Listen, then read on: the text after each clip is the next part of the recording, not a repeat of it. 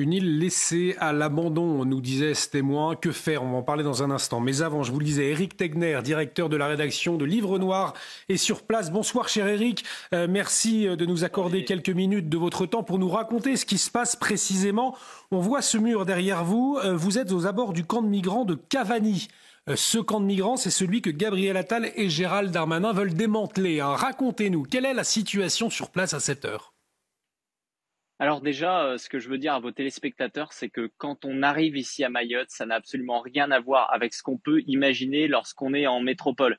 Ici, c'est absolument chaotique et on est presque humilié de voir en fait qu'un département français est dans un tel état et je pense que c'est important de le souligner. Moi, ça fait effectivement 24 heures que je suis ici et ce matin, je me suis rendu notamment dans le camp de Cavani qui est effectivement derrière moi. C'est une des entrées de ce camp. Le démantèlement avait été promis il y a plusieurs semaines déjà par Gérald Darmanin et pour autant il n'y a seulement qu'un quart du camp qui a été démantelé alors que dans le même temps tous les soirs il y a de nouvelles arrivées de migrants parce qu'on n'en parle pas assez. Il y a le stock aujourd'hui qui est sur l'île de Mayotte mais il y a les nouveaux arrivants qui arrivent de plus en plus, les fameux Kwassa Kwassa. Alors qu'est-ce que j'ai pu découvrir justement dans ce camp de Cavani? C'est cette nouvelle immigration en provenance d'Afrique, majoritairement notamment des Somaliens, mais également des Congolais. Vous savez, en fait, ce qu'ils me disent, les personnes que j'ai pu rencontrer en rentrant vraiment dans ce camp, c'est qu'il y a 2, 3 ans, ils n'étaient pas au courant, en fait, qu'il y avait cette possibilité de droit d'asile à Mayotte.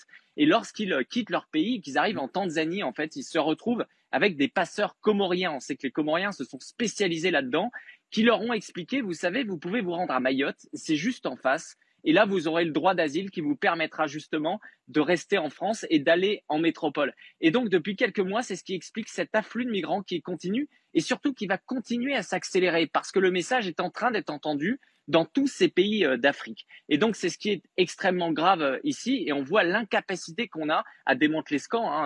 Ce matin, quand j'y étais, des gens sont venus me voir aussi en m'expliquant qu'il y avait potentiellement le choléra, que des personnes des départements sanitaires étaient venues justement essayer de faire des analyses d'eau. Donc, quand on parle d'insécurité, il y a aussi cette insécurité sanitaire. Parce qu'il faut quand même dire derrière que ce n'est pas un centre de rétention. C'est ouvert. Les migrants rentrent, les migrants sortent. Et d'ailleurs, leur objectif, souvent, c'est de pointer. Parce que en pointant dans ce camp, c'est ce qui leur permet d'avoir l'allocation sociale, elle n'est pas très grande, qui leur permet de subvenir à leurs besoins tous les mois. Ce qui fait d'ailleurs qu'il y a de la fraude. Il y en a qui vivent à l'extérieur de ce camp, mais ils viennent simplement le matin. C'est souvent ceux d'ailleurs qui font ici des mototaxis. Parce que tout le monde sait qui sont ici les clandestins et les étrangers, parce qu'ils peuvent être aussi légaux. Après, je me suis rendu sur les points de blocage. Vous le disiez tout à l'heure, c'est les forces vives de Mayotte qui organisent cela. Il faut préciser que Mayotte est aujourd'hui complètement à l'arrêt. Vous savez, il y a petite terre et il y a grande terre. Aujourd'hui, la barge, en fait, quand on vient de l'aéroport, elle est complètement bloquée. Il y a 13 points de blocage sur l'ensemble de l'île de Mayotte, ce qui fait qu'il y a des contrôles absolument partout. Mais c'est pacifique. Ça, il faut le rappeler, parce que il y a 2 semaines, justement, lorsqu'ils ont initié ce mouvement de colère, les habitants, eh bien, c'est parce que ça fait des mois que déjà des clandestins font eux-mêmes des barrages, mais cette fois-ci pour racketter les habitants. Donc, ils en avaient absolument marre. Et ce qui est important, c'est qu'aussi, ce mouvement, il est mené par des femmes. J'ai pu voir de ces femmes qui étaient extrêmement mobilisées, motivées, qui organisaient justement la riposte. Et lorsque je leur parlais, qu'est-ce qu'elle me disait? Elle me disait, il y a ici un sentiment d'insécurité qui est très fort. Une jeune femme de 30 ans qui est entrée de métropole m'expliquait que le soir, après 19h30, elle ne peut plus sortir, elle ne peut plus aller dans des bars, elle ne peut plus aller en boîte de nuit, parce que justement, sinon, elle est agressée. J'ai vu une autre femme qui était plus âgée, qui m'expliquait elle s'est fait justement caillasser sa maison, qu'elle s'est fait cambrioler. Ils ont dénoncé à la police les fameux mineurs isolés. Vous savez, ils ont le même problème ici. C'est essentiellement des mineurs qui posent problème. La police a arrêté ce mineur et finalement, il a été relâché parce que de toute façon, ils peuvent rien faire aujourd'hui avec les Africains. Ils ont beaucoup plus de possibilités de renvoyer les Comoriens parce qu'on sait qu'à la base, c'était l'immigration comorienne ici, que les Africains. Et ce jeune est venu voir cette dame après en lui disant, eh bien, vous savez, si vous imaginiez que de toute façon, j'allais aller en prison, vous vous trompez. Donc, c'est ça en permanence. Et surtout, ce qu'elle dit, c'est que ce sont des Somaliens. Et les Somaliens, aujourd'hui, sont bien plus dangereux que les Comoriens. Rien que cette semaine, il y a eu 3 morts, dont hier, on a retrouvé un corps, justement, avec une balle dans la tête. Voilà, effectivement, Éric, parce qu'on parle d'une situation quasi insurrectionnelle. Finalement, ce sont des bandes de voyous, ce sont ces Somaliens, ces migrants arrivés qui profitent du chaos pour venir piller, agresser. C'est ça la réalité sur l'île aujourd'hui ? Alors, il y a des Somaliens, hein, effectivement, qui aujourd'hui font des véritables guerres de territoire, hein, pour tenir des territoires, notamment dans les terres, ce qui dérange d'ailleurs énormément les agriculteurs. Mais il y a aussi les Comoriens d'avant, hein, qui traînent ici depuis des années, et c'est ce qu'ils font. Et donc, par exemple, ils vont aujourd'hui caillasser également la police, rien qu'hier soir, parce qu'il faut en parler ici de la situation sécuritaire au niveau des gendarmes et des forces de police. Rien qu'hier soir, il y a eu une embuscade qui a été faite au nord de Mayotte contre des gendarmes avec plusieurs dizaines de jeunes qui ont caillassé. Il y a eu 5 gendarmes qui ont été blessés, un envoyé à l'hôpital. Il y a eu plus de 400 tirs de grenades qui ont dû être réalisés et c'est ça quotidiennement. Les voitures de gendarmes que je vois dans les rues tout le temps ici ne sont pas les mêmes voitures de gendarmes qu'on a en métropole. Ce sont les mêmes qu'on a plutôt en Amérique latine. C'est-à-dire qu'elles sont complètement caillassées. Il y a des grillages aux fenêtres. Et ils sont obligés pour aller justement lorsqu'il y a simplement un camion de ravitaillement de venir derrière, devant et derrière avec des blindés parce que c'est la situation aujourd'hui qui est comme ça avec un état sécuritaire qui est complètement en train de s'effondrer. Les forces de l'ordre à qui j'ai pu parler me disent que eux craignent véritablement qu'à un moment donné on aille au drame. Éric Tegner, je vous propose de rester avec nous. N'hésitez pas à intervenir. Vincent Roy, on a le sentiment que la situation sur place est insoluble à cette heure, puisque l'opération Wambushu, on se souvient en 2023, pour démanteler justement ces camps de migrants, aujourd'hui, eh bien, n'a pas permis de régler le problème. Pire, il s'est empiré avec de nouveaux migrants arrivés cette fois d'Afrique à Mayotte. Oui, alors moi la question qui me vient comme ça, parce que Éric nous fait un descriptif que l'on peut qualifier d'apocalyptique, puisque là, voilà, et il nous dit surtout, ce qu'il faut imaginer, c'est que nous avons des arrivées de migrants chaque jour, et notamment de migrants africains qui viennent, qui de Somalie, qui des Congolais également, vous nous avez dit. Alors, au bout d'un moment, il va y avoir, si j'ose dire, engorgement. Que va-t-on faire de ces gens ? C'est déjà fait. C'est déjà fait. Oui, alors, qu'est-ce qu'on fait de ces gens ? Est-ce qu'il y a une velléité de les intégrer en métropole? Comment ça se passe? C'est ça. Est-ce que effectivement, parmi ces Africains, puisque les Comoriens, ce n'est pas possible, c'est ce que vous nous disiez, Jean-Michel, tout à l'heure. Alors, est-ce que ces Africains qui arrivent, il y en a qui sont renvoyés en métropole ? Alors, les Comoriens, la problématique traditionnelle de Mayotte, c'est les Comoriens qui arrivent de l'île d'Anjouan avec des kwassa-kwassa comme il a été. Celle-là, on la connaissait bien, mais ça évolue. Et ceux-là sont renvoyés pour partie, pas tous. Il y en a énormément qui restent. Sont renvoyés pour certains aux Comores, qui quelquefois les acceptent pas d'ailleurs, hein, et on a toujours le même problème. Pas quelquefois, d'ailleurs, j'ai le sentiment que c'est... Maintenant, on a posé une condition qui était que les retours soient volontaires. Alors, évidemment, c'est une condition qui... Mais la nouvelle problématique qu'on a, c'est la généralisation, parce que ça a existé avant, c'est la généralisation des Africains qui arrivent de la région des Grands Lacs, de ces pays autour de la région des Grands Lacs, et qui viennent sur les Comores parce que ils ont ils ont, et ça a été très bien expliqué, ils ont compris d'arriver en France, tout simplement, voilà, c'est une nouvelle route migratoire, c'est pour demander le droit d'asile et ensuite aller en France métropolitaine. Et donc la situation est inextricable. En plus, Comores est envahi de partout, ils sont bloqués complètement. C'est inextricable. Vous voyez pas de solution ? Sauf si, il y en a des solutions, mais en l'état actuel de notre droit, elle est inextricable. On s'est interrogé et Gérald Darmanin s'est interrogé il y a quelque temps sur le droit du sol et sur le droit du sang à Mayotte. Peut-être qu'il serait bon de se réinterroger là-dessus assez rapidement. Ça, c'est la première chose. Et la deuxième chose, c'est de faire en sorte que le droit d'asile, que Mayotte soit hors contexte du droit d'asile, ce qui va être très difficile. Mais ça l'est déjà un peu, mais je pense qu'Éric Tegner les a vus à l'œuvre. Il y a aussi beaucoup d'associations, je pense notamment à la CIMAD, qui font ce qu'elles peuvent pour empêcher. Là-bas, ça ne passe pas toujours par la justice. C'est vrai que l'opération Wambushu, c'est parfois extraite de certaines contraintes qu'on a en métropole, vu l'urgence de la situation. Mais les associations pro-migrants sont extrêmement active. On va poser la question à Éric Tegner, justement, avant que vous interveniez, mon cher Lucas. Et Éric, effectivement, il y a l'interrogation autour de l'accueil et notamment la place des associations sur place. Qu'est-ce que vous pouvez nous en dire ? Alors, je vais y répondre, mais je vais compléter ce qui a été très bien dit sur le plateau. Effectivement, il y a beaucoup d'expulsions des Comoriens, hein, près de 23 000. mais malgré tout, c'est pas suffisant. Oui, la problématique qu'on a aujourd'hui avec ceux qui viennent, par exemple, du Congo, c'est que eux, j'en ai vu énormément à l'intérieur, qui m'expliquaient que leur demande de droit d'asile, effectivement, qui a été conseillée notamment pas seulement par la CIMAD, mais par l'association Solidarité Mayotte, avait été acceptée. Parce qu'ils viennent, ils peuvent prouver qu'ils sont en pays en guerre, où il y a des conflits, comme au Congo, et ils ont un discours qui est extrêmement bien rodé. C'est pas à moi de juger les cas individuels, j'ai pas vu leur dossier, mais ce qui est une évidence, c'est que ces personnes-là qui viennent de ces pays-là, derrière, une grande partie, leur demande de droit d'asile risque d'être justement acceptée. Et la problématique derrière, c'est qu'à partir du moment où elles sont acceptées, à nouveau, le message, il va être amplifié. Oui. Parce que la situation sur place, souvent, il y en a qui disent, il faut désengorger, donc il faut les faire monter vers la métropole. Mais à partir du moment où ils vont les faire monter vers la métropole, eh bien, il y aura encore plus de monde qui va partir.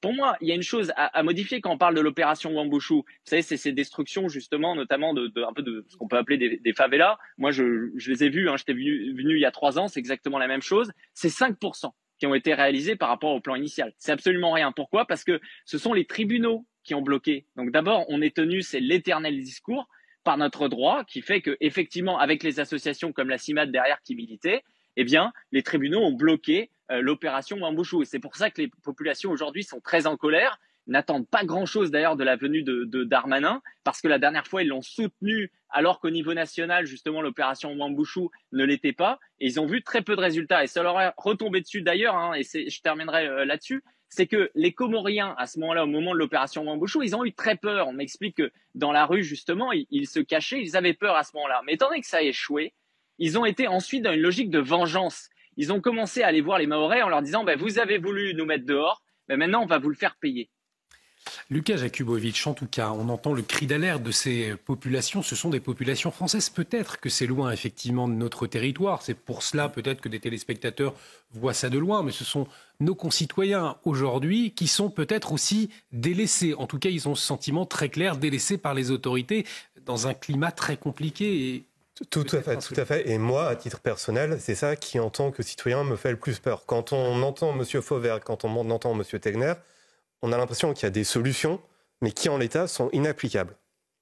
Et que donc, la population se sent abandonnée. Donc, qu'est-ce qu'elle fait?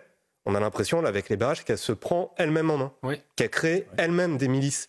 Je ne sais pas si vous imaginez ce que ça signifie. Non, c'est pacifique. Mais même si c'est pacifique, elle se substitue. C'est des femmes, en fait. Moi, ce qui m'étonne, juste pour préciser, c'est qu'en France, on est toujours là à parler de discours féministes, etc. Moi, j'entends pas ces féministes en France qui voient ces femmes ici, ce sont des mères de famille, qui poussent presque leur mari à venir justement sur les points de blocage. Ce sont elles qui mobilisent. Je les ai vues ce matin avec les forces vives de Mayotte. Il y avait 40 leaders. Ce sont des femmes ici qui dirigent. Elles ont 30 ans, elles ont 40 ans. Il n'y a pas du tout une logique de milice. Elles me disent qu'ils iraient absolument pas se battre, en fait. Ils sont juste en train de faire un cri d'appel parce qu'ils ont l'impression qu'on les entendra uniquement quand elles vont mourir. C'est ce qu'elles nous disent, en fait, aujourd'hui. Donc, c'est pour ça, pardonnez-moi, mais je peux pas laisser dire que ce sont des milices parce que il faut pas confondre les situations. Ils sont extrêmement pacifiques, d'ailleurs, et la police, les rapports sont bons. Admettons que ce soit pas des milices. Mais admettons que les délinquants, les Somaliens, les Congolais ou autres se mettent, pour une raison X ou Y, à attaquer, donc si j'ai bien compris, les personnes pacifiques qui sont sur les barrages. Qui nous garantit aujourd'hui que l'État sera capable de protéger celle que vous nommez, Eric, des femmes pacifiques? Et donc là, on voit qu'il y a une immense faille dans l'état de droit. Et si on veut être un peu cynique, on voit aussi qu'il y a une sorte de faille dans l'intersectionnalité des luttes et dans la pensée de gauche, puisqu'aujourd'hui, on voit que c'est des populations qui sont majoritairement africaines et musulmanes qui réclament plus de fermeté de la part de l'État, ce que certains à gauche ont du mal un peu à comprendre. Et du reste, je crois qu'au deuxième tour de la présidentielle de 2022, Mayotte, je parle sous votre contrôle, Eric, si vous connaissez mieux les chiffres que moi, vu que vous êtes sur place, Marine Le Pen a fait 60% au deuxième tour à Mayotte. Effectivement, Marine Le Pen est très populaire à Mayotte. Bon, on le rappelle, 15 gendarmes du GIGN attendus sur place. Eric. D'ailleurs, sur la question de l'islam, c'est très intéressant parce qu'effectivement, 95% de la population ici, elle est musulmane. Hein. Il y a les mosquées. Tout à l'heure, quand je faisais des vidéos, on entend en fait la prière, etc. Il n'y a absolument aucun problème là-dessus. Et eux-mêmes sont en train de dire, et Mansour Karmadine l'explique aussi, qu'en faisant venir des populations où l'islam est bien plus radical qu'ici. Ici, c'est un islam qui est modéré, c'est pas du tout, c'est pas visible avec des burkas noirs, etc.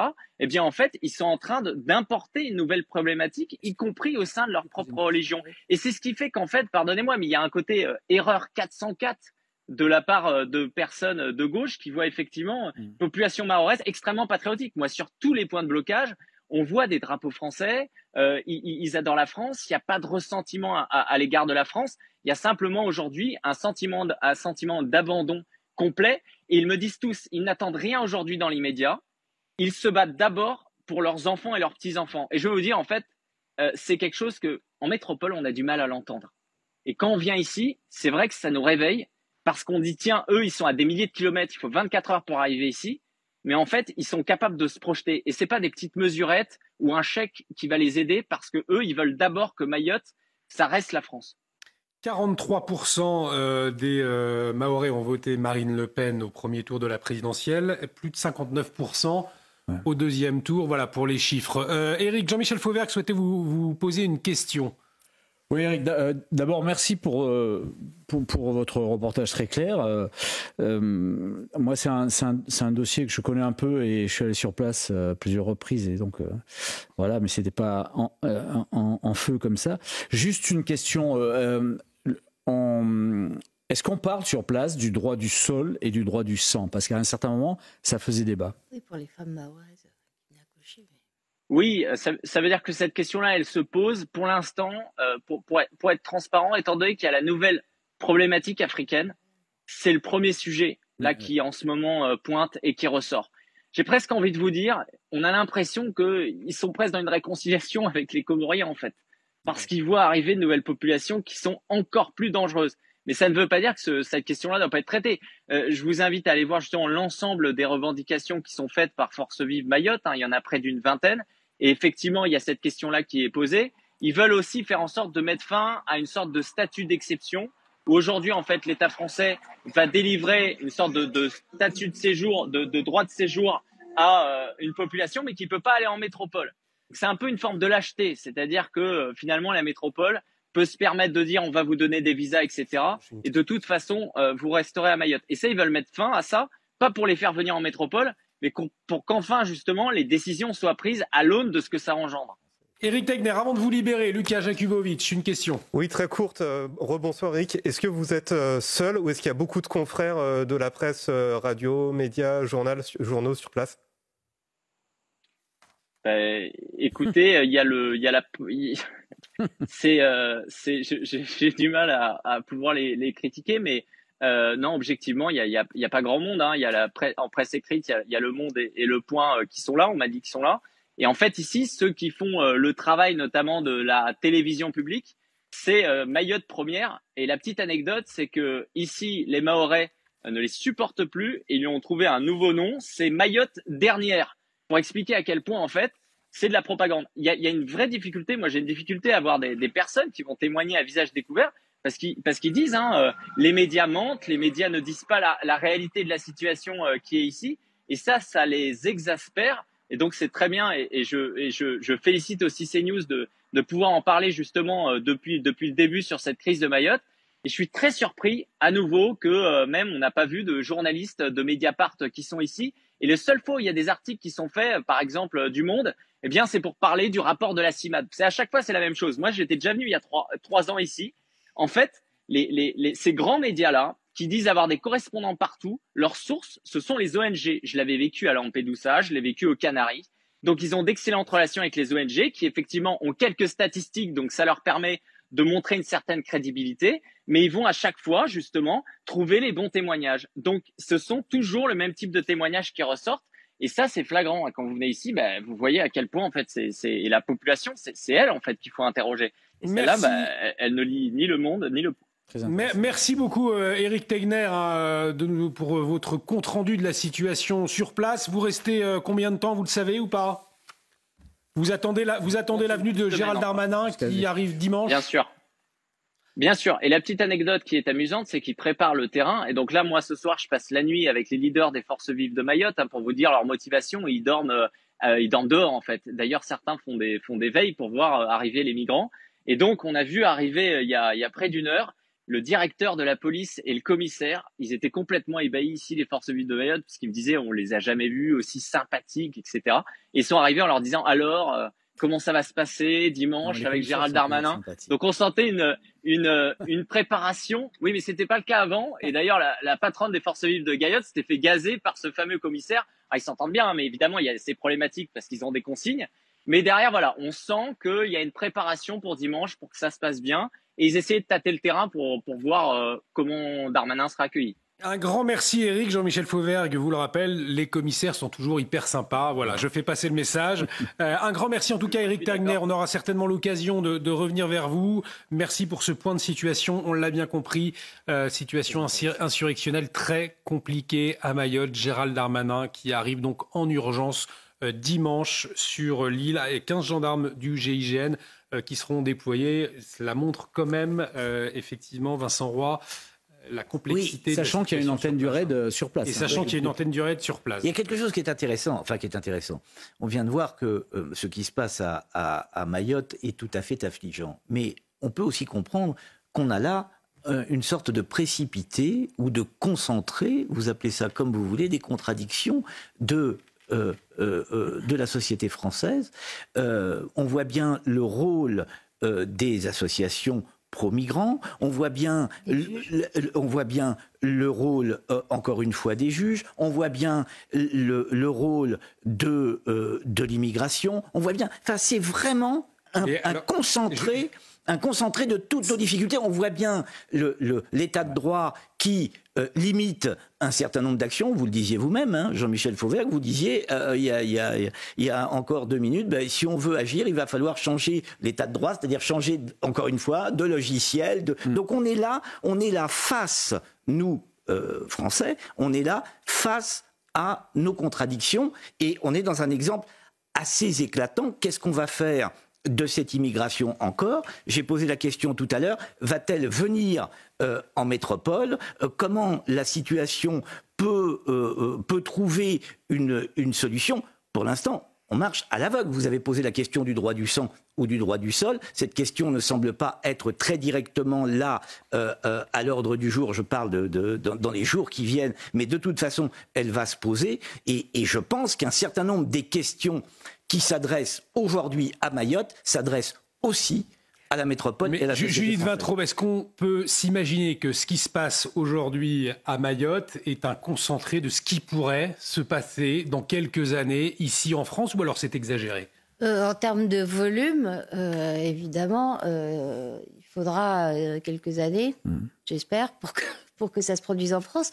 Mais en termes de problématiques, on est tout à fait dans la même chose. Et on peut rajouter à la liste, d'ailleurs, le fait... Éric Tegner disait, parmi les demandeurs d'asile, il y en a qui viennent de pays en guerre, donc forcément, leur demande sera acceptée. Je rappelle que c'est le droit et le droit européen qui nous empêche de renvoyer un délinquant, je parle bien d'un délinquant étranger, si sa vie est en danger dans son pays d'origine. Oui. Alors normalement... Sauf que peut-être... Normalement, on peut si on démontre que...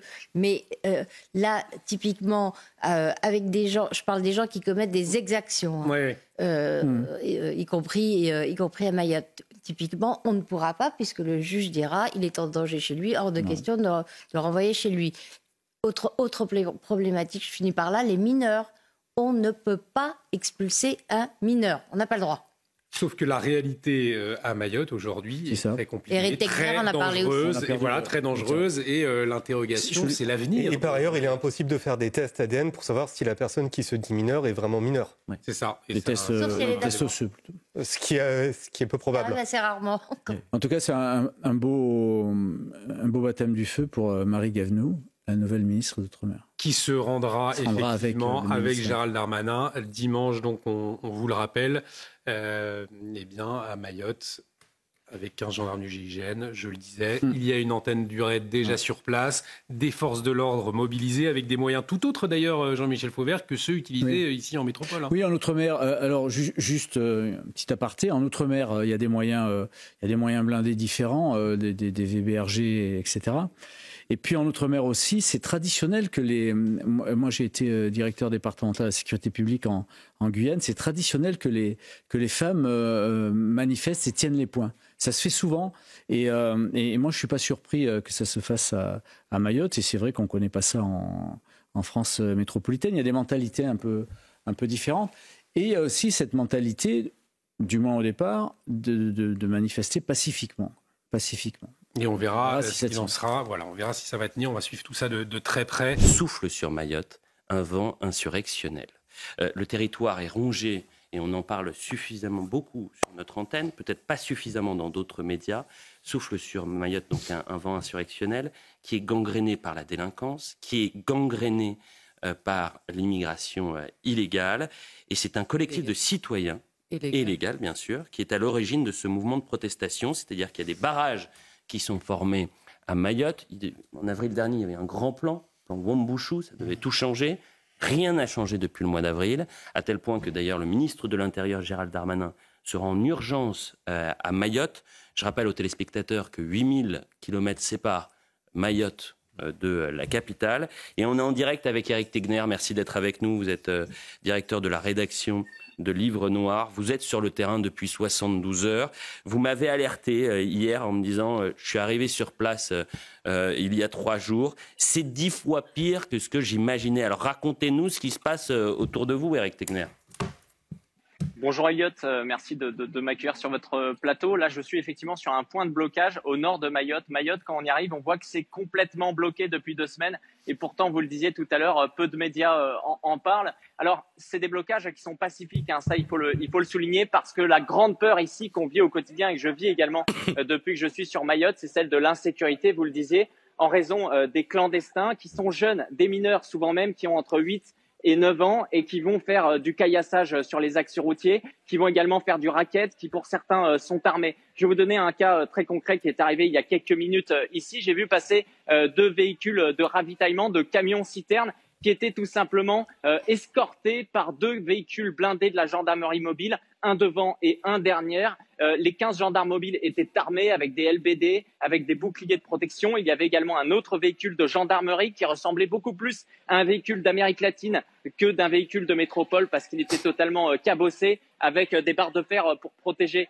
les fenêtres. C'est ça la situation ici, parce que les véhicules de ravitaillement ne peuvent plus aujourd'hui passer de ville en ville. Pourquoi ? Parce que ces clandestins, justement, organisent des pillages sur les axes routiers. Rien qu'il y a de nuit, des gendarmes ont été pris en embuscade à 23 heures à peu près. C'est souvent la nuit aussi que ça déborde. À l'est de Mayotte, il y a eu près de 400 grenades qui ont dû être tirées. 5 gendarmes qui ont été blessés, dont un envoyé à l'hôpital. Et ces habitants ici de Mayotte se révoltent parce qu'ils ne peuvent pas assurer leur propre protection. Vous êtes dans la ville de Mayotte, vous voyez que les maisons sont protégées par effectivement des barres de fer, qu'il y a systématiquement des barbelés sur leurs maisons et qu'ils se retrouvent souvent pillés avec une nouvelle immigration venue d'Afrique, notamment des Somaliens qui sont encore plus dangereux que les Comoriens.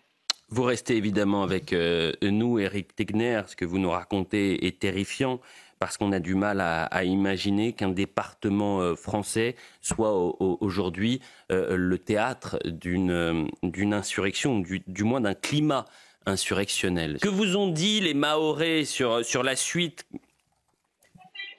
Alors, les Mahorais, d'ailleurs, qui sont derrière moi, sont essentiellement des femmes. Hein. Ça, il faut le rappeler. Je trouve que les féministes en France, eh bien, on ne les entend pas sur ces femmes aujourd'hui qui se sentent en insécurité.